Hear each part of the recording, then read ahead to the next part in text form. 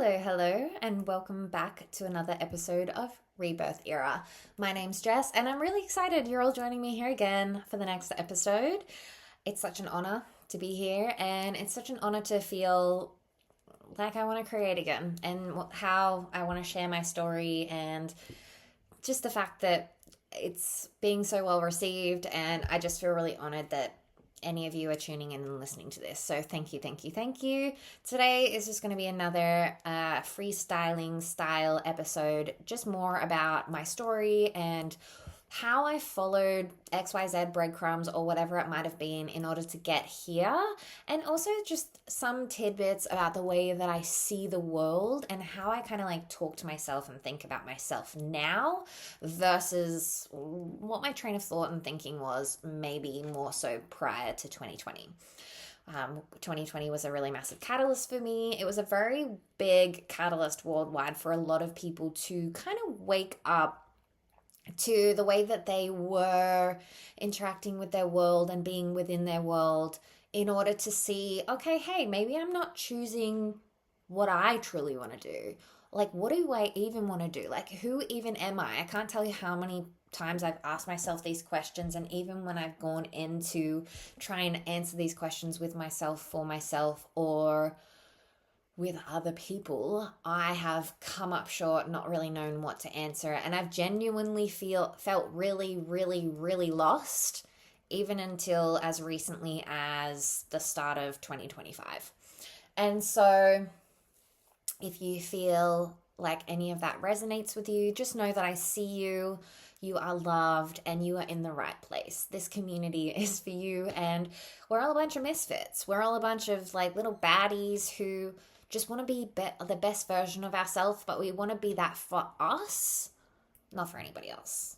That's my intention here. So basically, I want to take you back to little Jess. But before I do that, I kind of want to explain how I see the human beings, the humans' doings.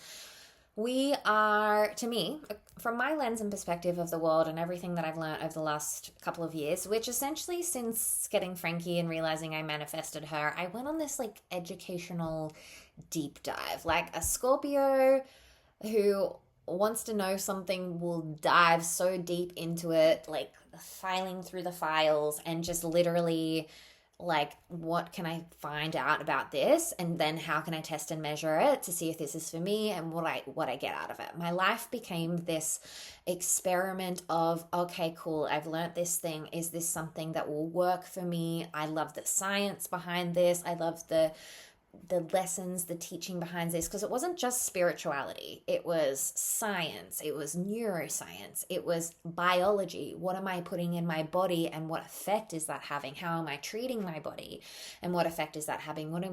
What is the nervous system? What is it doing? Yada, yada, yada, yada, yada. So like I was literally deep diving into every angle of anything that kind of like was calling me, or like a beacon. And I was following the beacon and I was deep diving into the information. And that was just my journey. That's just been my journey over the last 5 years, let's say. Yep. And it's taken me from being like an alcoholic who was a people pleaser, victim mentality. I had chronic back issues from stress. I was chronically stressed. I had anxiety and depression. I've probably already reiterated that. But there was so many like things wrong with me that were just byproducts of the way that I saw the world and was living, essentially. And so how that works, for a little bit of like a let's go back to little Jess moment sort of thing, is that basically from 0 to 7, you're kind of like a walking subconscious mind. You're like a sponge to your environment and everybody in it. And then you take that on as, this is the way the world works, and this is how I should be within the way that the world works, essentially. And even if you're not like having something said to you, like if you're like we're all energetic beings having a human experience, but if you're previously been or are sensitive to energies and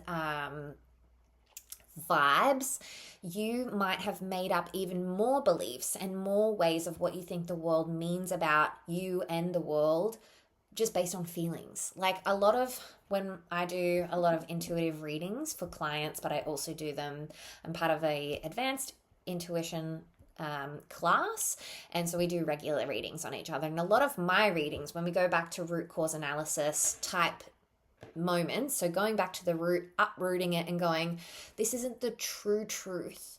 You don't need to believe this anymore. Let's validate that. Let's heal that. Let's move on in a life where that doesn't run as a program in you like a computer anymore.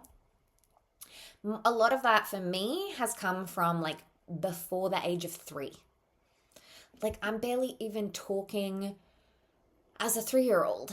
I'm not conceptualizing the world like an adult. I have no idea about hindsight, but I feel energies. I feel what's going on around me, and I'm trying to mold myself based on that.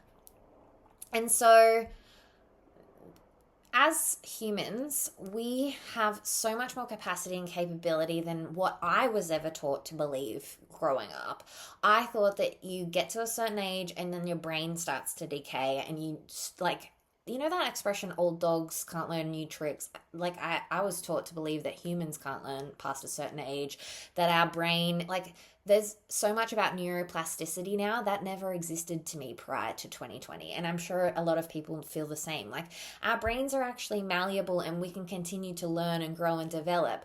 But for some darker reason, it is very widely circulated that that is not the true science and not the case, depending on, you know, where you are at on your journey and what information is being fed to you, can really depend on what programs you're running and what kind of like version of you, let's say, like you think about iPhone iterations, what version of you is running at the moment, and what is, you know, that a lot of manifestation teachers talk about the future version of yourself. What is that for future version iteration look like?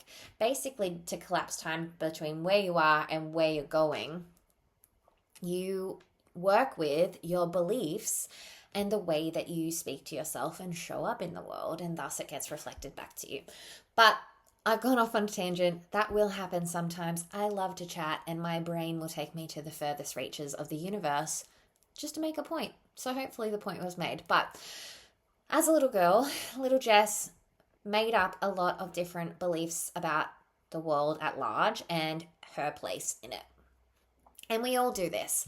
I was the youngest of 5 kids, and my 3 eldest siblings were all like basically adults when I was a little kid. So I had like extra people as my, like, I was going to say mentors, but more so like my examples, I guess you could say, that I was feeding off. And so I'd made a lot of decisions about the world and how I should show up in it. And I never really trusted myself in what I would always follow the signs, and I would always follow the calling of my heart, but it would, as much as it would take me to a much better and greater place, there would always be some sort of detrimental moment. That doesn't really so much happen anymore because I've worked through a lot of these sort of programs that would attract that type of energy. That's a deeper, later conversation that we can definitely dive into, but this is the kind of things you can start to shift so many things if you just get curious. And I've definitely like had a level of curiosity to the way that I've shown up ever since I was this little girl. But throughout my life, from this time when I was little, I believed that in order to be loved, I needed to be successful and achieving things. So like at netball, I was in the state netball team. At athletics, I was a state athlete. At school, until I got to high school and like hormones and boys started being like more of a priority, I was top of the class. And then I just started testing and measuring things and just seeing what happened because like I could. But at the same time, instead of seeing it as a balanced thing, my focus was, oh, I've done something bad and then this bad thing happened or whatever. And so, you know, you create building blocks on top of that then create you as a whole human being. And so by the time I was in my 20s, as much as I was successful, I had a really great career as a radiation therapist and a DJ. Like I was being flown to other states. I was playing all around New South Wales, which is a state here in Australia if anyone's coming from outside of the country. And I was then, when I moved to Queensland, I was also getting gigs up here, and I was just, opportunity was presenting itself to me, but like it was in waves, and so were my emotions. Like everything was like great, and then turbulent, and my life doesn't show up to me like that anymore. But prior to 2020, I didn't use my intuition. I just chose things based on, okay, what does my schedule look like? Logical things like, what does my schedule look like? How much money am I getting? Where is this place? Is it cool? Do I want to go there? And a lot of the time, like, I would end up in vibey, awesome, cool experiences. And travel really was like a great equalizer for that, like with that for me, because when I would go, like, end up in a situation, I've been meant to go traveling with certain friends before, and then all of a sudden my worst nightmare was thinking that I would have to travel alone to another country at some point, which then now has become my greatest pleasure.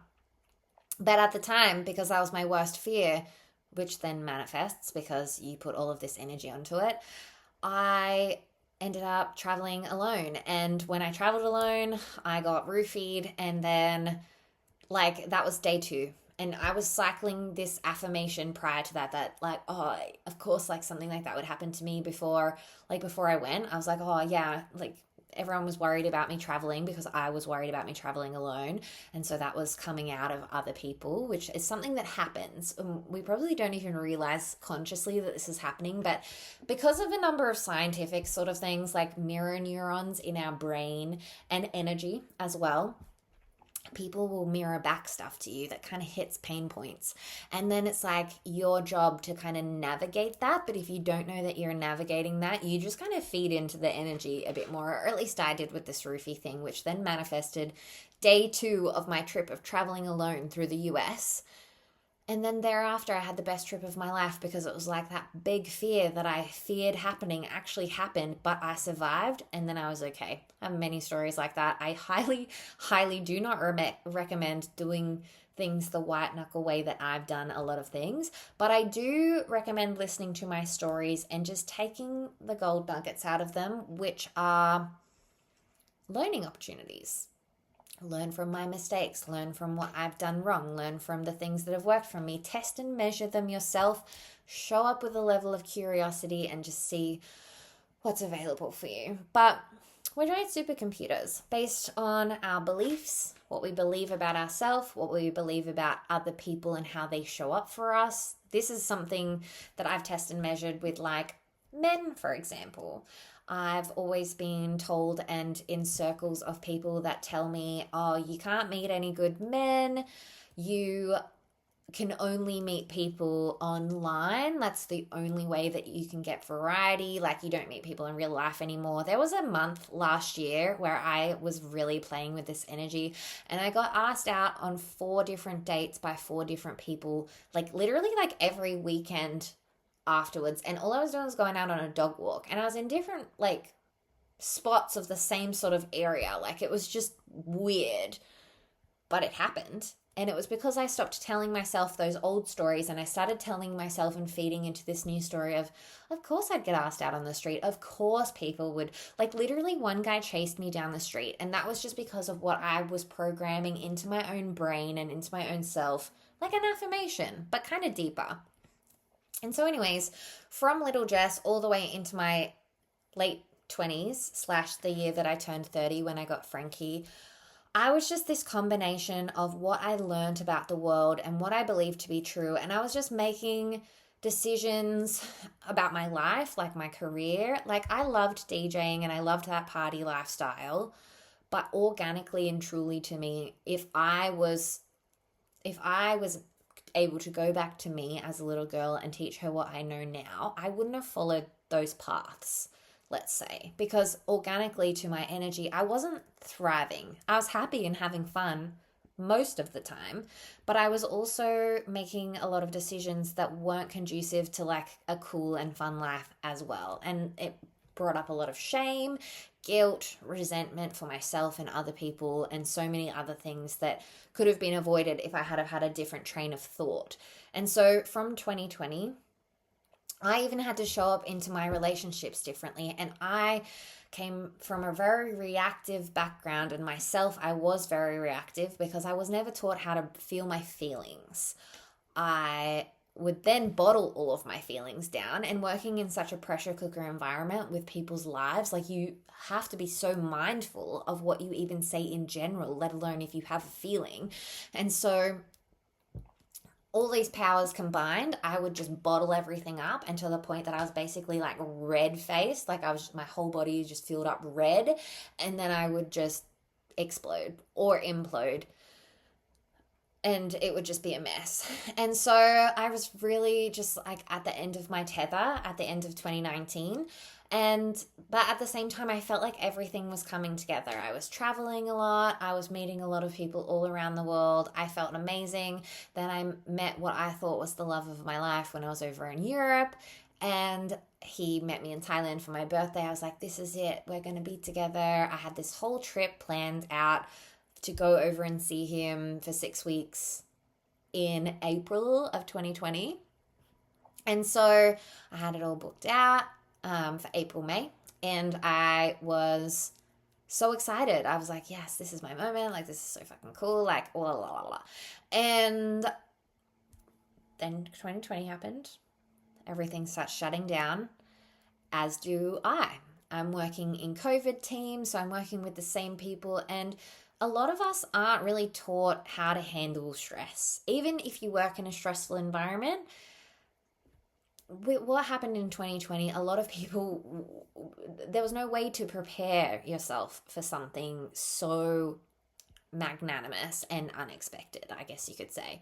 And so it really came out of a lot of people towards me from 2020 onwards specifically. And so I really had to dig deep within myself to find a level of, okay, I can handle this, and I can also separate myself from how other people are treating me without taking it personally or making it mean something about them. And it's not a perfect system, but at the same time, the way other people treat you, something that I've learned along the way is that the way other people treat you says more about how they think and feel about themselves than it has anything to do with you. It probably doesn't even have anything to do with you. The amount of times that I have been yelled at by patients and colleagues in my work environment that I truly just felt and knew had nothing to do with me, but at the same time, you still got to stand your ground because, boundaries and also respect. But the amount of people that just, if you're a safe space or if you're in an energetic alignment to receive that, it is just what it is. And it can really show you a lot more about yourself, I think. And it wasn't a perfect system. And yes, there are days where it is about you and you take it personally. But even through that, you can find your gold nuggets and growth and keep escalating and getting better within yourself. So yeah, it's been a journey, but the journey has been so many things for me. It's been about understanding my body. So I used to eat a lot of junk food. My posture was curved over from stress and protection, not just at work, but at gigs, and just trying to be this version of myself without really understanding how to have my back without needing anyone else. I was so codependent and on my family and reliant on people outside of myself to help regulate my nervous system or help to self-soothe me when shit was hitting the fan. I was constantly calling people and feeling like I needed someone else to help me through things instead of being able to help me get through it myself. And that was kind of what was the most empowering thing about following the breadcrumbs after I got Frankie, was that it kept leading me to mentors and teachers in the spiritual space, but also in just the health and wellness and mindset space that were kind of able to offer me a different way of living, or a different way of taking and reclaiming my power, which was kind of, I think, one of the biggest things that happened in 2021 when I went to I think it was like my second or third ever Reiki appointment. And I decided to go and see this different Reiki healer who I felt called to from seeing her post on Instagram. I was like, I feel like I just need to go and see her for a session and just see what happens. And she said to me, she's like, wow, like I've pulled these cards, everything I'm feeling when I'm tapping into your energy, it feels like you're a really powerful psychic. And I just think it's so important that you at least just try to explore like cultivating that.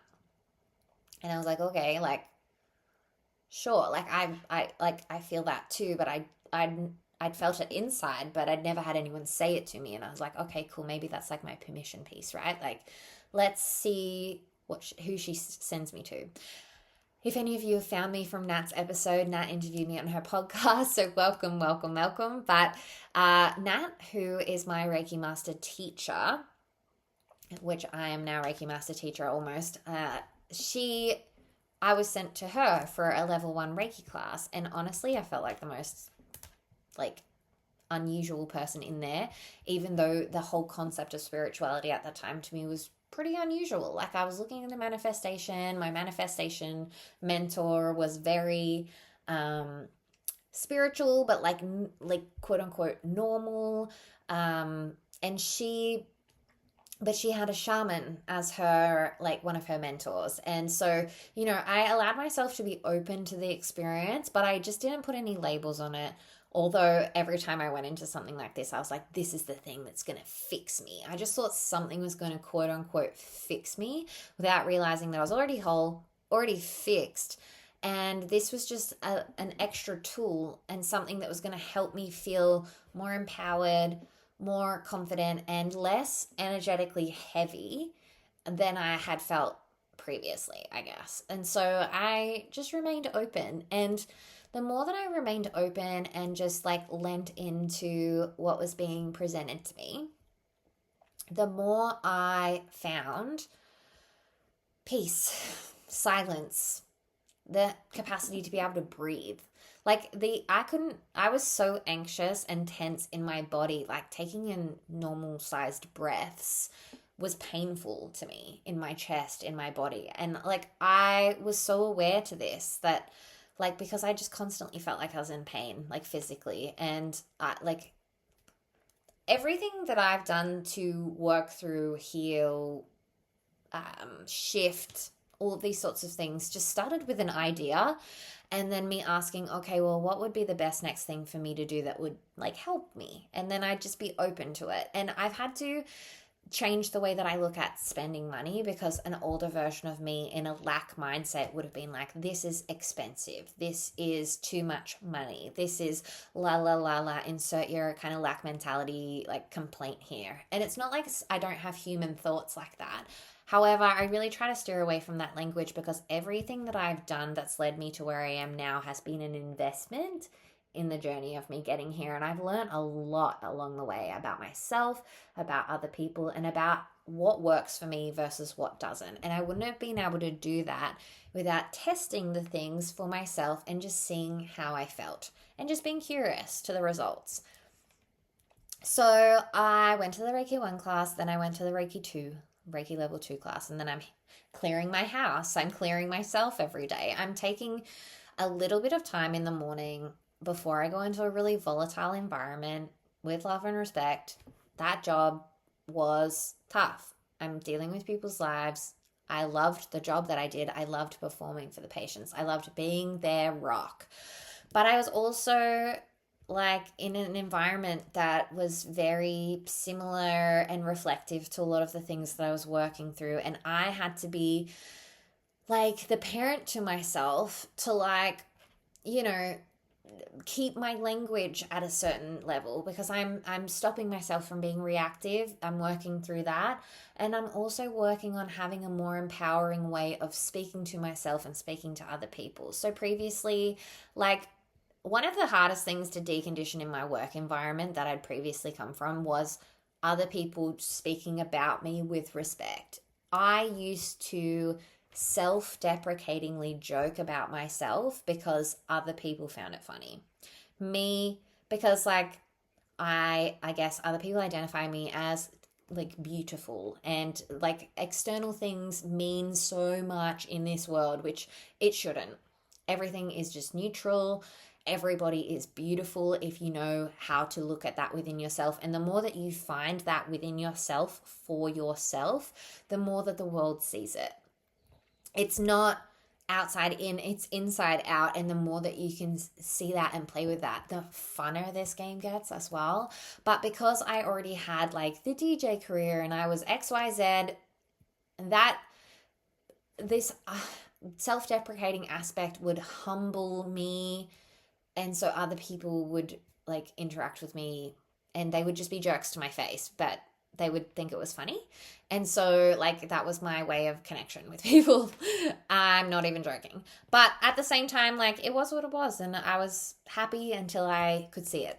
And then I couldn't unsee it, and I had to find a way to kind of like create a new normal by being like, ha ha ha, but also, you know, that's a bit rude, isn't it? Ha ha ha ha. Like, oh, I don't talk to myself like that, but I guess if you want to, then that's your journey. It says more about you than it does about me, kind of thing. So then I would just be like, okay, cool, that person saying that to me means more about how they feel about themselves than it does about how they truly feel about me.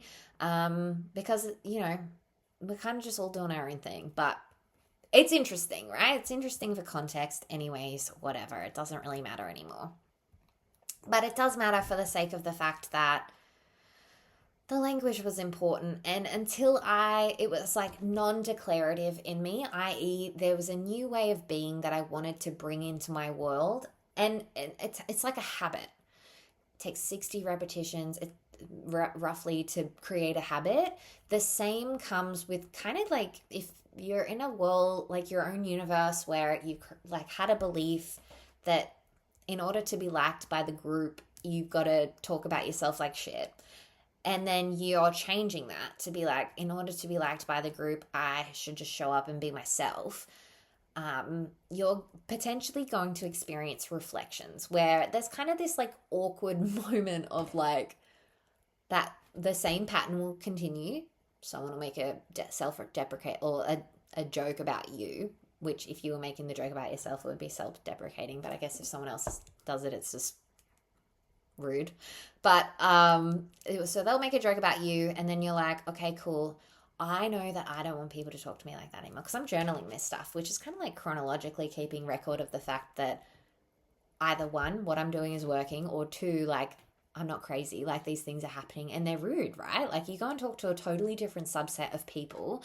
Like, so you've got your work friends and then you've got your like spiritual friends. So you go to these people and you're just like, I just want to be neutral, but like also like that's not like how everyone acts, right? And then so you get some evidence there, and then you're able to start shifting it and going, okay, cool. Well, how can I work with this energy so, you know, like I'm not the butt of the joke anymore or whatever. And it takes practice, and people will still try to push the limits, you know, like if you've been that friend that always gets the round at the bar, this was something I always thought about. If you're that person who always used to get the round at the bar because you knew that if you bought everyone drinks that everyone would just like love you so much, and then all of a sudden you're like, damn, like I'm buying everyone drinks and I still have no one to go to golf with through the week. I've never really played golf, but this is what's coming to me. Let's channel. So like you're like, I am always the one buying the round of drinks at the bar, and everybody's always loving me when I'm doing that. I'm everybody's best friend. But when I want someone to come to golf with me through the week, it's like crickets. Nobody's interested. I know my friends play golf, but like they're not like, you know. And then you're at the bar with all of your friends, and then everyone's like, oh, cool, who wants some drinks? And you're like, I do. And then everyone kind of looks at you like, what? Like, you know, like, so you're going to get the drinks? And then it's kind of like awkward, right? Because you're so used to it, and you're so aware that you're so used to being that person. It's awkward. But you just got to stand your ground, and you got to be like, okay, cool. Like, not in a over the top, like, I'm not buying everyone drinks, I always do it. That's reactive because there's emotion behind it. You're just neutral. You're chill. You know that you're well within your bounds, but For me, when I was changing stuff like this, my inner monologue was like, oh my God, everybody knows that I'm acting differently. What? I'm acting differently. Like, everybody knows. Beacon, beacon, alert, alert, rah. And like, maybe it's not even being received like that, but to me inside, because I was doing something different, I was like, oh my God, everyone's gonna know, everyone's gonna want me to be the same, la la la la. These are all just mental thoughts, but this was kind of the journey of deconditioning things. And so throughout that period of life as well, I'm learning to, do Reiki. I'm learning to meditate. I'm learning to journal. These are all things I'd never previously knew how to do before. I thought that I wasn't very articulate when I spoke. I thought my handwriting was the handwriting of a boy who'd never been taught how to write properly. Like, I thought it was the messiest handwriting in the whole entire world. I didn't know how to hold a pen properly. So many real things that I thought about myself that I had to shift and change my identity about in order to be who you see before you. And it all happened in the micro. And the same happened with my relationship to food. I used to eat a lot of junk food. One day I just decided, well, I don't want to eat so much junk food at work anymore, because anyone who works in healthcare knows that free junk food is literally everywhere. And it's also life. Like, I get so excited about free food. That a lot of my jobs have always included some form of free food, because it's just my favorite thing in the world. And so in order to, because I wanted to start having more adaptogenic mushrooms and I wanted to have a better relationship with myself, I had to start small. I just had to do one pattern type thing. And so that was taking a smoothie to work every single day. The smoothie was like orange juice concentrate and berries initially, and then it developed over time. But if I didn't start to just do something and I waited until it was perfect, I was never going to do it. I also had to like the smoothie in order to get to something. Like, now I'll have like celery juice, like cucumbers all blended up in a smoothie now. I would never have touched something like that with a 10-foot pole back then. It needed to be orange juice concentrate. It needed to be berries. It needed to be Reiki before it could be intuition. I needed the building blocks of the starting points to build the evidence, to build the neural pathway that I could do this and repeat it, and that I felt good about doing it. And then I associated good feelings with the good changes that were happening. And then I built a new habit. All of these things happened in the smaller moments, little by little, over time. This was not an overnight success. None of it ever is. It can look like that. It can feel like it. And there's great analogies, like the bamboo tree like grows underground for like 6 years and then all of a sudden it shoots up and it's like ginormous, right? Like, there's so many things to show you that you can go from 0 to hero in a hot second. And I feel like over the last year, that's definitely been how my life has felt. Like, it feels so different to where I was 12 months ago.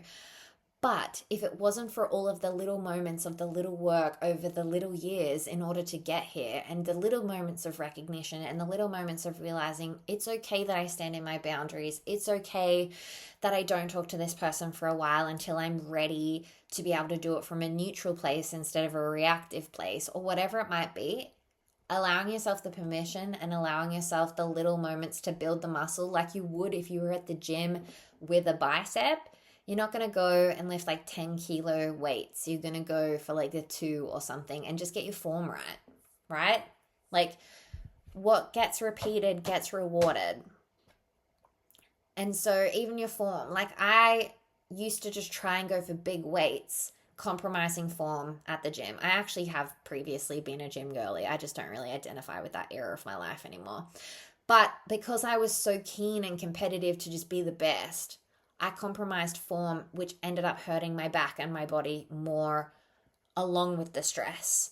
And so then I've had to go back. The last few years of my life, I've taken on new skills in order to honor what my inner child likes to do. So I do singing lessons, and I started learning to dance at the age of 33. And 33? 2023. Yeah. And so I learned these new skills, which then taught me more about my relationship to my body. And it also showed me that I had to slow down in order to speed up. The back stuff, little stretches every single day. Whatever your goal is, if you're wanting to get somewhere big, you have to start small. You just have to start anywhere. They say about taking messy action, but you can even take slow action. I would just do yin yoga on the floor while I would watch TV, or sometimes while I was listening to music, or sometimes just in the morning before I went to work.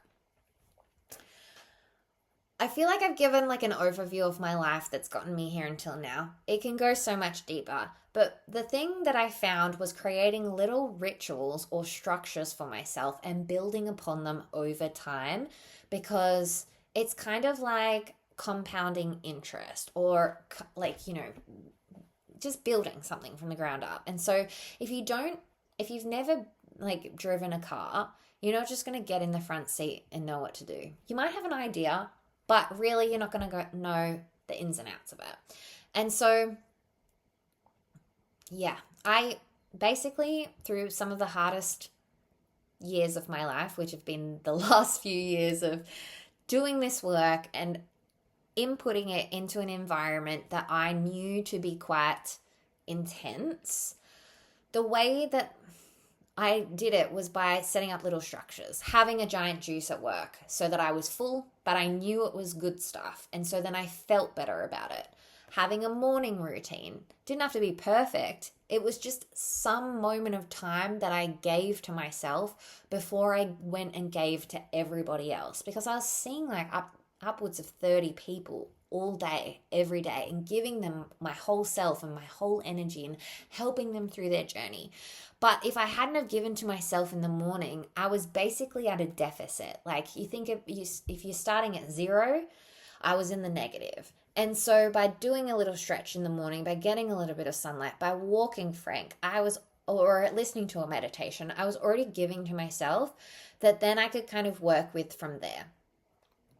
One thing that's just dropped in that I feel is really important to note is that the way that we talk to ourselves and the way that we talk to others is so, so important, because our subconscious mind, our inner child, our self hears it. Our self hears it and it takes it on. And especially if there's emotion behind it. And honestly, like, the world has enough hate out there, guys. Like, without you hating on someone that you could easily not hate on, and you could just kind of find your, like, I don't even know, like, higher perspective. And fair enough if you're like, Jess, well, I want to hate this person, whatever, like, they wronged me, rah, rah, rah. I feel that too. I felt that too. I've still recently felt that about, people I've interacted with last year and stuff like that. Like, it's just human nature, but you have to reparent yourself in order to, like, treat others how you want to be treated. If you're treating others like by talking shit about them or being mean about them behind their back, like you're also building this idea that people can and will do that about you. But if you don't have that in your world, even if people do it about you, it just doesn't touch the sides. It doesn't hit the same, because it's not real to you, because you wouldn't do it to others. And so if people are doing it to you, they're not your people anyways. It just separates you a little bit more from that. Anyways, that's a bit of a backstory about my life and how I got here, how I think and what I think is important. But adding on to that, I'm just going to go into my friend's questions. And so she's asked me a few questions to add onto the pod. So where do I want to go in life and why? I previously kind of wanted to just be really successful, and I wanted to have certain things in my life. Now that for me looks like I want to have fun. That's why I love to dance. That's why I love to sing. I want to take care of my body, and I want to go out in nature, and I want to live near the beach. That's really truly a goal for me nowadays, compared to like, I want a Range Rover and I want a big house. I don't know that I really want a big house unless I could have someone clean it. Even my 2-bedroom apartment, I love it so much, but when I have to clean it, I'm just like, whoa, like, this is a lot. But I really want to share my learnings and evidence and research over the last few years and what has worked for me and why. And I also want to share my gift of intuition with others so that I can help people overcome themselves to live better, live more fuller, live more freer than they've ever even thought was possible before, because that is what I'm finding by doing this work as well. And so my why with that is because why live in a victim matrix where everything's the worst when you can be empowered from within yourself and you can achieve great heights because you know you're made for more, and you can impact the world around you just by being the most authentic you and not have to do anything else. Like literally you just get to be you and other people look at you and go, damn, like she's my example. She's what I want to be. I want to teach others how to do that. I care if I am actually, at one point I really wanted to be that for others. I don't really care about that anymore. I just want to share what I know, like the gold nugs, and I just need to get this information out so that I'm sharing it with others and they can absorb it via osmosis and take from it what they can and see what they create with that. I'm excited to see what other people create from what I have to say. What motivates me? Immediately, Frank. I love Frank. She is fluffy, cute, happy. Yeah, she has moods. Yeah, she tells other dogs off if they get up in her grill. Respect, sis. Love that. And I think seeing people in their truth, overcoming themselves, and just like getting it done and being fucking baddies. I love that, and that motivates me. And it's because it's so against the grain of anything we're ever taught. Like if it's normal, boring, but also if it's normal, like live your best life. If that's, some people are here to live a normal life, go for it. But I like the change makers. I like the people who go against the grain. I like, what motivates me is seeing like the underdog go for glory. I love an underdog movie. That is what motivates me. Why do I want to do what I want to do? I honestly love giving intuitive readings for free. I love seeing, like I've done so many readings over the years, even when I was doing cards, even before I'd honed and trained my intuition. I had given out like free readings, and I still follow those people on Facebook, and their stuff pops up for me as, I guess, evidence from the universe. Thank you, universe. But I love seeing where those people end up within themselves and outside of themselves from an empowered place. How much more embodied they can be, how much more grounded within themselves, that they're kind of like, F whatever the world's telling me what to do, this is what my heart's telling me to do. And I truly trust and know that this has an impact and it can change even the immediate world around me, but that has a ripple effect that can change the whole world, right? So that is why I do what I want to do. But it's also really cool to like take something that people don't believe in, like intuition, and actually prove that there's science to it, and that I can read you like a book. I can hear thoughts. I can read people's energy, and I don't do it unless I'm in a session, because like respect. And also that the thoughts thing, I really don't want to read your thoughts, but I can generally feel them. Just in case I'm ever pulling a face, that might be why. Might not be. I don't mean to, but it can be quite invasive. Anyways, the reason that I do what I do is because little Jess, makes me emotional, little Jess, could have reached for such different stars.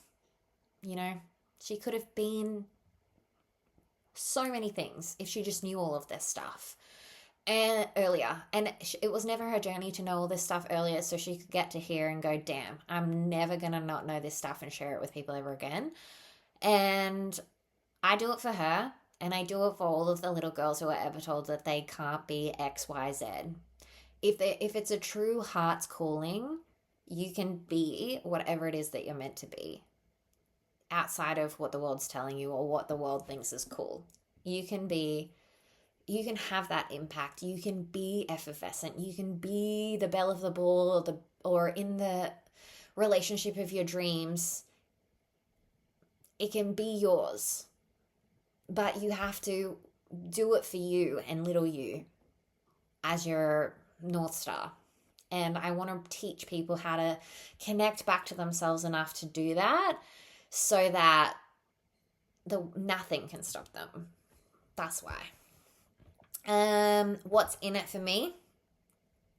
Seeing what that can do and getting excited about it, and seeing people overcome themselves then inspires me to keep doing what I'm doing. And it's like this full circle moment. I didn't even read these probably before I started reading them. They're quite powerful. Thank you so much, Queen. I'm so grateful for our friendship. So thank you for sending me these questions. Shout out to Lauren. Lauren's the best. Let's go. So what's in it for the world? Empowered women empowering the world in their own unique essence is like the same as how Frankie inspires me in a way. Like it's going out and just being you and just showing evidence to the world around you what's possible. It's amazing that if you can just buy into what makes me jealous is actually what's possible for me, but also like other people if you're seeing it, it's possible for you in your universe. Like it wouldn't be getting shown to you and having an effect for you if it wasn't somehow for you. And so what's in it for the world is creating empowered baddies who create authentically and organically from their true essence and share that with the world, that then affects the world, that then empowers more people to choose themselves from the inside out authentically, so then they can create what they were always truly here to create and not what the world tried to make them into. So thank you again for these questions. They're amazing.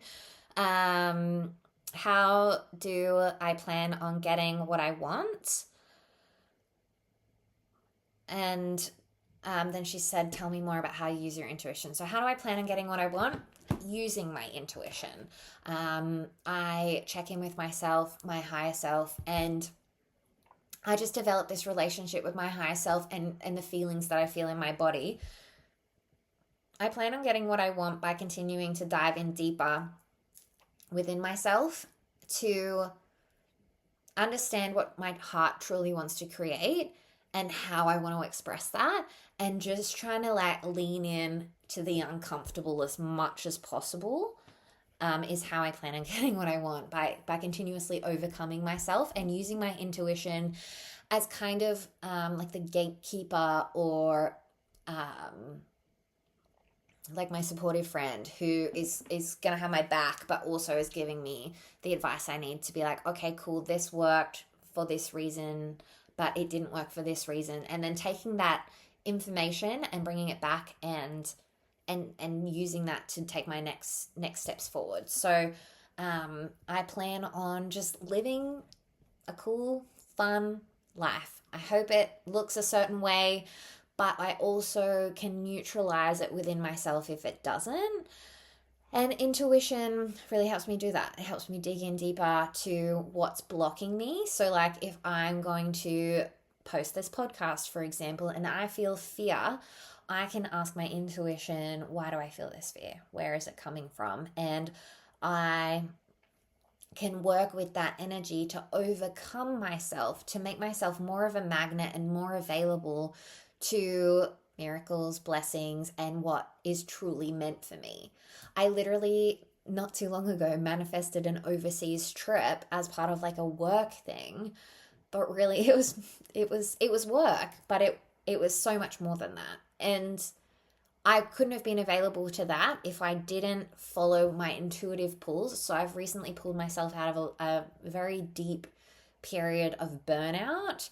And I wouldn't have been able to navigate the burnout as successfully if I wasn't able to hear what my body was telling me, to hear my intuition and what it was guiding me to do and how it was telling me to slow down, and asking it all sorts of questions. So I plan to continue to just ask myself deeper questions and keep getting the data and keep seeing how that goes using my intuition, getting the evidence, and then continuing to move on from there to create community, to create offers, to create stuff that will help me overcome myself, that will then and access deeper levels of myself, so then I can help you overcome yourself to access deeper levels of yourself. And so that's probably a good place to end this, I think. Thank you again for the questions. I'm really grateful. And thank you so much, everyone who's gotten all the way through this episode to the 50-minute mark and is like, still here, still listening, and still kind of curious as to what's going to come next, because I feel even more inspired after creating this episode today, funnily enough. And I was nervous before it. I honestly was just like, what am I even creating here and why? But also, my heart knows the way. Your heart knows the way. Intuition is guiding us all. And the more that we peel back all of these layers, the more we can hear it, feel it, touch it. And so keep doing what you're doing, keep trusting, and keep following the signs, the magic, the inspiration, and just be curious to where it's taking you. You're on your hero's journey, and in order to get where we're going, we really want to get really excited and juicy with what we've got right now. Even if you perceive it to suck, even if you think you have the worst hand dealt to you in the whole entire world, there is some juice there for you. And if you learn how to squeeze it, it can take you anywhere. So I'm sending lots of love, and I'm here for you. If you need anything, please reach out. You can find me on all socials. So TikTok, Instagram, and YouTube. I'm at Jessica Jade Patterson. Come say hi. Let me know what you liked about the episode. Let me know if you have any questions for my next episode that you'd like me to answer, or if you're just on your own growth journey and you want to share a story with me about where you're at and where you're going.